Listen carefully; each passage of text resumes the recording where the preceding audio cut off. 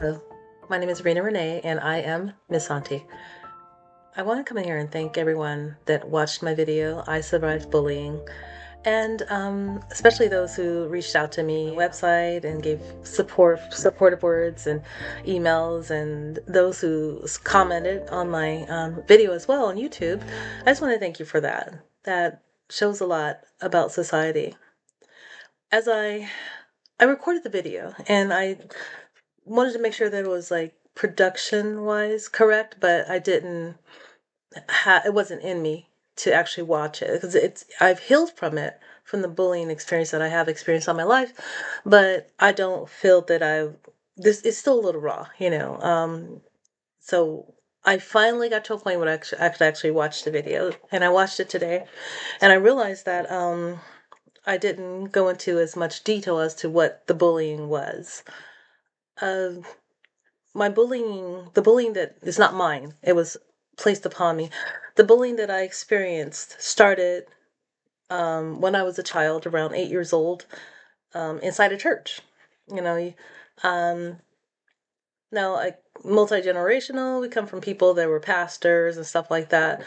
My mom, she moved from Arkansas to California as an 18-year-old girl, young woman. She lived a life as a 18-year-old woman for about a couple of years, and then she found the Lord. A few years, and she found the Lord, under which she gave birth to my sister and I, before she went back to church, as they say. And how it happened is that I think she backslid or something like that, and then she was pregnant with me. And she was in the hospital bleeding for 30 days. And the doctor gave her some type of injections to stop the bleeding. It was like the third trimester. And the doctor told her, look, if this shot doesn't stop the bleeding, we're going to have to terminate the pregnancy. And so my mom says she called out to the Lord and said, God, if you save my baby, I'll serve you. Right? The doctor gave her that last shot, and the bleeding stopped. And I was born a healthy baby. Healthy six-finger baby. That's another story. Anyhow, so my mom's been serving the Lord ever since, right? Okay, so she met my dad. I said my dad, he was my stepfather, Jesse James Tucker, but he was my daddy since I was kind of in our lives. I want to say since I was 2 years old, right? That's the daddy that raised me, that was there every day, that worked hard, that treated me and my sister like his own. And so they got together. They married. They got married, and my mom, I don't think she was in the world at the time. I think she had backslidden again. It happens. And she met my dad, who was in the world as well, what we call in the world, a sinner, whatever. And then they went to, I would say my mom got saved, and then she brought my dad on, who, he loved her. He was 30 years older than her. He loved her. And then he became a Christian too, right? And he got more and more into it as the years progressed, right? So anyhow, they were like, okay, so we need a church home. We moved out to a different part of from Los Angeles, to, I want to say, Rialto. And then we were only there for like 6 months. And then my dad bought a truck. He sold his semi trucks and started a we call it a construction cleanups company out in Ventura County. And so there, we got into a nice home. We were living well, it was back then it would be considered a wealthy lifestyle. Today it would probably be a working class lifestyle. You know, inflation and stuff. So anyhow, we're living that lifestyle, and so my mom and dad were like, "Hey, we need to get church into our lives." So I don't know how they found the church. They found Morning Star Church of God in Christ. I think it was Church of God in Christ, Morning Star Church, and we went there. And it was fine. It was more of a teaching church where the pastor, as I recall, the pastor did a lot of talking and reading the word. Remember, I was really little. I was like 8 years old at this time. I'm about 6, 7, 8 years old. I would say about 7 years old, because we were there about a year or two, and then something happened between the pastor and my dad. Um, And as I recall, my dad and mom and dad had given a lot of money to the church. I don't know if it's still recorded. Given something happened where my dad needed like a little brief, small loan or something like that. This is, I'm trying to remember. This is decades ago, and the pastor was like, "Well, no, or whatever." And for some reason, that set my dad off. So my mom, he was like, "Okay, so we're gonna switch churches because it's." I don't know. I guess he felt like there was just an in reach or something. Things happen. There's misunderstandings or whatever. So we went to another church, Tridestone Church of God in Christ, and I kind of remember this is my first experience of a church where people were shouting and jumping all over the place and stuff like that. And I'm more conservative. My daddy certainly was. My mom, she's pretty conservative, but she would get into the roller thing a little bit. But it was all about God. So anyhow, when we got there, the kids or adults, neither of them really accepted us. But when you first go there to a new place, people are like, "Oh, hey, welcome." And my mom, I wouldn't say she was easily fooled, and we're kids, so we certainly were easily fooled. My daddy did what my mama wanted. My mom was happy there, wanted to go there. That day, they became members, and the people really didn't accept us. I mean, when you first go into a situation, they ask questions, show me your papers, that kind of thing. Like you go to prison, and like, which I've never been, thank God. They check your paperwork, right? So they want to see if you're somebody they can roll with, someone they can take advantage of, someone they can, whatever. That's in every situation, and that's what happened there. So, now I recall, yeah, they didn't accept us. And that would have been fine if they just didn't accept us, but they actually didn't leave us alone. I don't know, maybe we were different. My mom and dad would make my sister and I sit next to each other and next to them in church. Like, and some of the kids, like the other kids, as I recall, they were like, they could sit in different parts of the church. Some kids were playing around, some kids were outside the church. Um, and my parents were trying to hold us to a different standard. Um, so I guess we stood out, in those types of aspects. And then I speak like my mom speaks. My sister is the same way. We're very proper people. That's how my family is for the most part, right? And sometimes that doesn't set well in our communities, in certain segments of our communities. They think you're bougie, or they think you're trying to act what they call white or whatever, or whatever the case may be. But that's how they prejudged us. And so the types of bullying that I experienced in a church, I looked it up on, because I want to make sure that it was the Anti-Bullying Alliance online says a repetitive, intentional hurting of one person or a group by another person or group where the relationship involves an imbalance of power. Bullying can be physical, verbal, or psychological. It can happen face to face or online. And then it lists the different types. There's physical, verbal, emotional, sexual, online, cyber, and indirect bullying. For me, the type of bullying that I experienced mostly there, and I think my sister got the same, was emotional bullying, which is isolating others, tormenting, hiding books, threatening gestures, ridicule, humiliation, intimidating, excluding, manipulation, and coercion. And the odd thing is, because I experienced that type of bullying, I can only speak my story. I don't know exactly what my sister went through. I know how it affected her, but I can speak my story.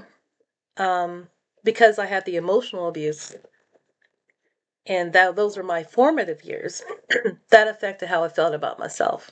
So, um, you know, we have nice looking women in our family, whatever, and men, but I didn't really feel that way. I always felt different and not attractive, and I guess even though I would, on the exterior, I was like, oh, I'm cute, I love myself. Really, on the inside, I didn't. You know, because I had that experience growing up as a child, um, I think it opened myself up to the physical abuse that I experienced, certainly verbal abuse, sexual abuse, and maybe even indirect abuse. Like, as I went from a child who had the love for myself, tormented out or whatever, to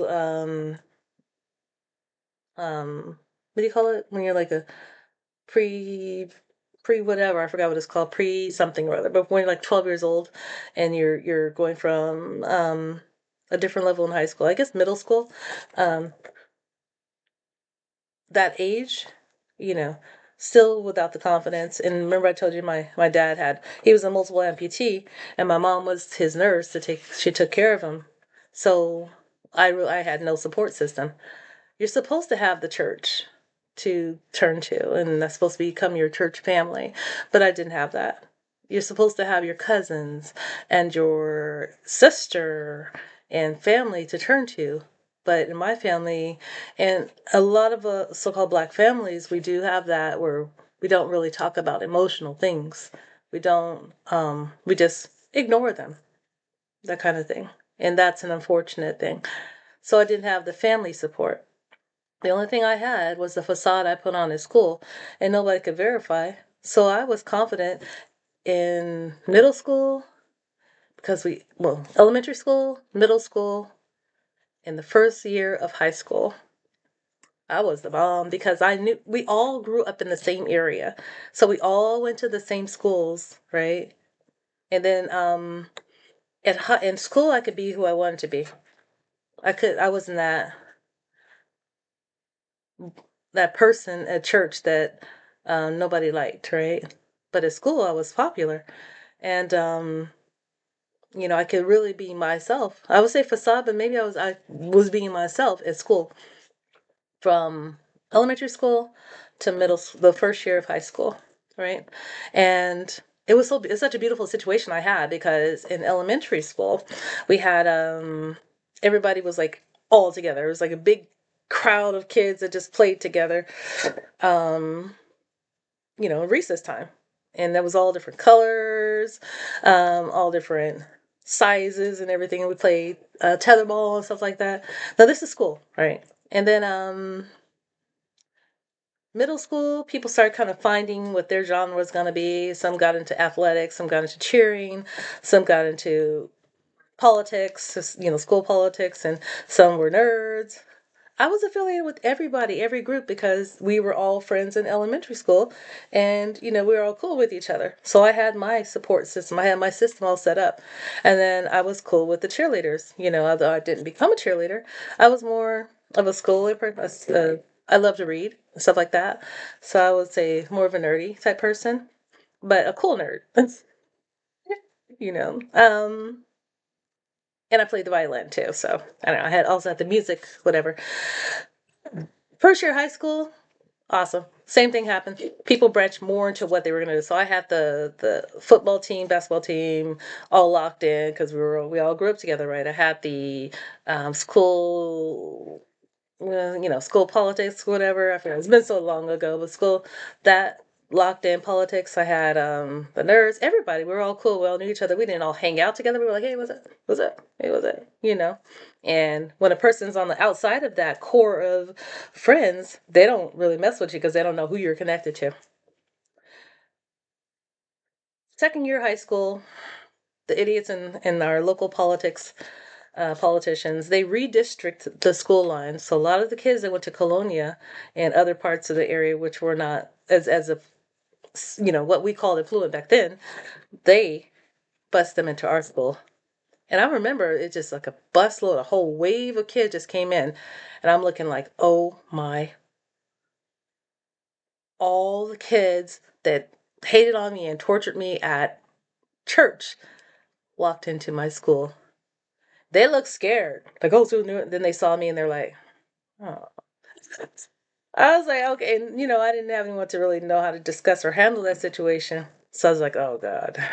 And I just got a flash of what we're going to do. So now I would address that situation with boldness. Because you can't, I mean, I'm not saying I'm the baddest, but I know how to take care of myself, right? And I certainly know how to speak up for myself now, before I couldn't. But back then I was like, oh, so I just kind of faded to the back to kind of see what they were going to do.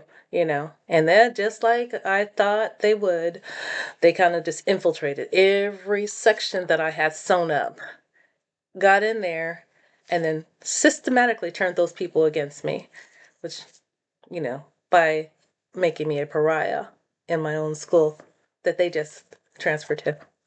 So what I did I fell back and I would go to the library um, on break time, lunch break, I think it was lunch break, and just read medical books, read history, the Holocaust, and different history books and stuff like that.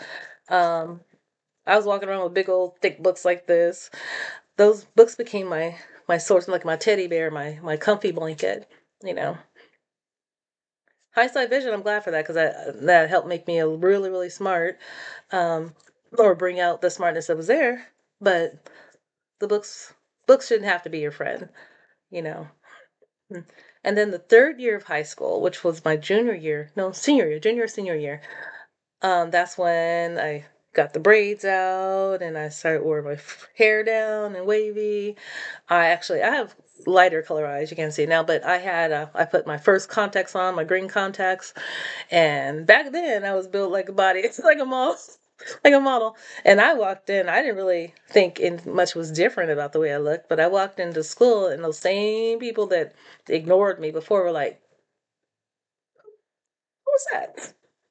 So it went straight to my head. I was like, "Oh, don't try to talk to me now. You didn't talk to me then." That was my attitude. I was like, "Okay, whatever." you know. Anyhow, so that was my high school. The kinds of things they did to me in church, going back, if you wind it back, it's hard to discuss. Like I think that's why I keep like bringing dog or like animal poop and putting it in our my church purse. You know, a little church bag that matched my little frilly dress. Um, Pushing my face down on the water faucet when I'm trying to get water. Um, Having contests for all the kids and not putting my name on there.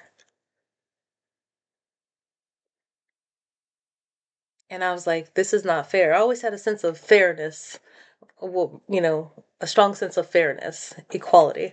And even as a child, and I remember I was about 8 or 9 at that, 10, whatever, at that time, I was like, this is not right. And I was angry, but I didn't know how to express it. I didn't have anyone to express it to. So I lashed out. And one day I looked at the board and I was like, my name's not on the board. And I think the Sunday school teacher or whatever they were, they noticed. I said, oh, let me put her name. So they wouldn't put my name on the board. And then they put where I should have had, like, say, for example, 50 points, they put like 2 points down. I'm like, it's not right. So when everyone went out, I went in, I wiped the board clean. It's like a chalkboard or something, a dry erase board or something. Or something that stuck up there or something. I cleared it out. Yep, that was me.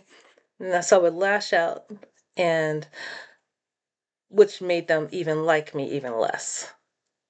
And for every time they do something to me, um, I sneak and do something back to them. And this is how it shouldn't be inside of a church. I call it church bullying. And when people go to churches, they don't go to be abused. They go because, number one, if they go to a church, people automatically think, oh, this is God. I'm going to see God. And unfortunately, they get into these churches and they don't see God. They see satanic acting people, unfortunately, in a lot of cases. Now, there's good people there in every church that I've seen, but the unfortunate thing is that those aren't the ones that are influencing the church, so much. Those are those are the Jezebels that are influencing the churches, and that's something that I've learned as I got older. The Jezebels and the Jezebel spirits, those are the ones that are running the church because they sneak in close to the pastor or whoever has the power. They get in and become their little friends, and just so they can influence the power base. And that's what a Jezebel does. But off track a little bit, but church bullying shouldn't even exist. It shouldn't be a thing. And when parents, when your child is doing something, if you are uh, even in a minuscule amount, you are a good parent, when your child is doing something. And if your child is assisting in isolation of another person or a group of people, then that's your duty to go and stop that. No, we're not doing this. Even if you have to address it with the other parents whose kids are involved. Say, this is not how we're going to behave. We're going to behave like God would want us to behave. So that's my story as far as the church bullying. Um, I think because I had that kind of a foundation, I'd have the confidence in, I think I was cheated out of what I needed to become a healthy adult. There's a lot of things I almost wrote a book when I was 13. I was almost published rather when I was 13. Um, I've had inventions, ideas, um, businesses. I just didn't have the confidence to feel like I was good enough to actually do those things. So I didn't pursue them. And for that, I take my own responsibility. I've let people in my life that shouldn't have been there. Had no way, shape, or form that should have been in my life. But I think, I don't know, for lack of not wanting to hurt people's feelings, or for feeling like I've had my voice taken away, I just allowed, just a decision to make not make a decision, and decision for indecision. And that put me in some bad places, um, where I was taken advantage of a lot. Have something put in my drink, by just trusting people. Whereas, I think if I had the not gone through those experiences, I was like, no, this doesn't seem right. Right. So bullying can, damages aren't just for that moment. They are most likely always ongoing. And, they can affect a person's life. Some bullies, some bullied victims or survivors, they get over it. They go through whatever they have to go through therapy, turn to Jesus. They get over it. Mine was both therapy and I turned to Jesus. Jesus was the one who actually helped me heal and come to a place of forgiveness. And then once I got forgiveness, I gained full understanding of self and the situations I went through. A lot of bullies turn to violence, and they get to the point where they snap. I can't take this anymore. And they either turn that violence towards themselves or towards others. And that's where I think some of the school shootings that we see, you have people that don't have an avenue to express what they're going through. They're feeling isolated. And so, and that's, to me, that's the last phase. And I'm writing a book on this. That's the last phase of the discovery to healing, the discovery of bullying in your life, the process of being a bully, a victim, survivor, is you turn to anger, turn to violence. And the violence is, like I said, is going to be towards yourself, where you mortally harm yourself, thinking, "Oh, it's all going to be better now. I'm going to take care of it," and then then unfortunately they delete themselves, thinking, "I'll show them," when all you've done is given them more fodder to laugh at you. And bully people, victims, survivors, some are like, forget this. I'm going to kill my enemies. And they pick up a weapon and they take it and they get as many as they can, usually ending up getting taken out themselves. And that's not good either. There needs to be a way for us to break this process. People have to have a way, a place, an avenue to reach out and be heard and be supported. I feel like the Lord is kind of leading me in that direction. For all these years, I ran from that pain. I ran from the pain, which means I ran from the purpose. And so I have a website called missauntie.org, right? And I've had it for as long as I've had this channel. Never really did anything to it. Just had like the regular, hey, contact me if you want to submit information. I got a little here and there, or a show idea or video idea or something. And I was like, you know what? When I watched myself on that video, I saw the scared little girl, and there's so many scared little girls and boys out there that maybe they can't talk to their family. They have aunties, they have moms, dads, cousins, brothers, sisters, uncles, but they don't feel like they can talk to those people, or maybe they don't feel like those people understand, or maybe they need a support system right then and there. Maybe they need someone to help them learn how and walk through the path from being hurt, from being bullied, a survivor, victim of bullying, to healing and become a survivor of bullying. So their story can continue and they can find their place of power and place of strength and stand and hold their back straight and their heads and say, I will not be a bully victim. And that is my goal.